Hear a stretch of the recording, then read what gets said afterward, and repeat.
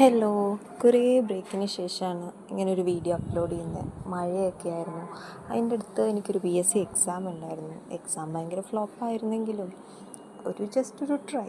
അപ്പം അതുകൊണ്ടൊരു ബ്രേക്കായി. പിന്നെ മഴയൊക്കെ ആയ കാരണം അധികം ശ്രദ്ധിക്കാനും പറ്റിയില്ല ചെടികളെ. അപ്പോൾ ആ ചെടികളൊക്കെ എനിക്ക് കുറേ സർപ്രൈസ് തന്നു കേട്ടോ. കുറേ പ്രതീക്ഷിക്കാത്ത അതിഥികൾ എൻ്റെ ഗാർഡൻ്റെ ഉള്ളിൽ. ചെറിയ ഗാർഡനാണെങ്കിലും അതിൽ പ്രതീക്ഷിക്കാത്ത കുറേ അതിഥികൾ. അത് ചൈനീസ് ബൾബ്സൊക്കെ ആയിരുന്നു കേട്ടോ കൂടുതലും. പിന്നെന്താ, ഇടയ്ക്കൊരു ബ്രേക്ക് എപ്പോഴും നല്ലതാണ് അല്ലേ. എനിക്ക് ഒരുപാട് സബ്സ്ക്രൈബേഴ്സോ ഒന്നുമില്ല. ആ കാണുന്ന 40 പേരാണ് എനിക്കുള്ളത്.